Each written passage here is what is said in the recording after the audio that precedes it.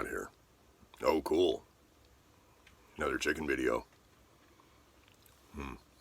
Hey, oh. I bet you went to go buy another chicken. Okay, so we're gonna cover buff Orpingtons. The beautiful blondies. This one seems to love bread. No? Okay. I believe that was banana. Let me go ahead and give her that. She deserved it. Here, sweetie. Come on. Come here. There you go. Get a good bite. Go on, baby. Okay, so with this particular breed of chicken, there's a lot of information, even more than most of the other ones, because they're a really particular breed. So with these ones, we originally bought two. They were banana and split, and then my friend that gave us the 12, due to his misfortune, unfortunately, we ended up with 3. And so the things you gotta know is they're pretty out like most birds. They're 20 to 28 weeks out on laying.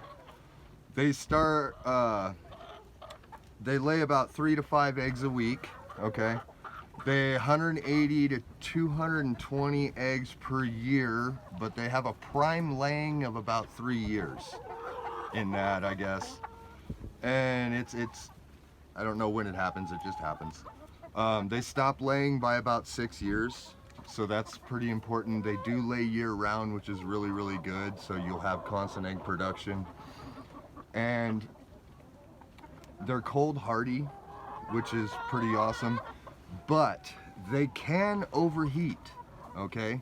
And there's a couple of reasons why. One of them is broodiness, and I'll cover that towards the end of my list. Like I said, there was a lot, but they can overheat, so you have to be careful. Other than that, really good at cold weather. On top of that, they're dual purpose, so they produce eggs, and then they're also good as meat birds as well. If you know, like chicken and stuff like that, you can get a bunch of these and you can have some for meat. They weigh about 8 to 10 pounds, so they get pretty big, and their life expectancy is about 5 to 10 years, honestly. They're really good with kids, and the only time they're really questionable is when they get broody, but they get that feisty, like, rah, kind of more than anything, okay? Because they get broody. They're one of the top on the list for turning broody. We had one that turned broody. It was actually kind of funny. We named her Brandine. I don't know why. It was just what came into my head. I was like, Brandine. And the name fits her. She's, you know, walks around. She's like, hey, you know, whatever. But anyway, that's, you know, one of the chickens that I've noticed that's also gotten along really well with the rest of our flock. So that's another thing to take into consideration.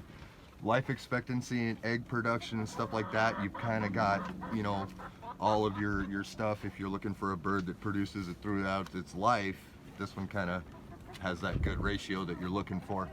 So just remember though, I'm going to go over it one more time. You got 20 to 28 weeks before they start laying. You get 3 to 5 eggs a week.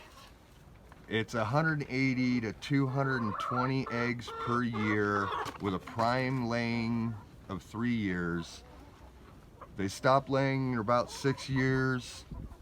They do lay year round, which is good. They're cold hardy, but they have a tendency to overheat in coops that aren't ventilated very well, or areas that just are naturally hot. And then they're prone to being really broody. That's one of your, judge it on your scale, what you prefer. And then they're dual purpose, so they're egg production for you, and then they're also a good meat bird. They're really good with kids. They weigh 8 to 10 pounds, and they live 5 to 10 years. So overall, really great bird to have in your flock.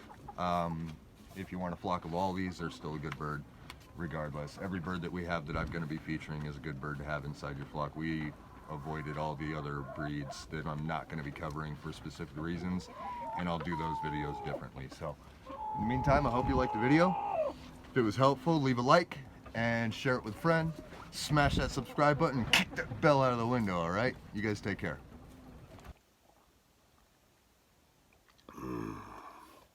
I I'll tell you what, he's gonna regret not coming over today, man. This was back to back.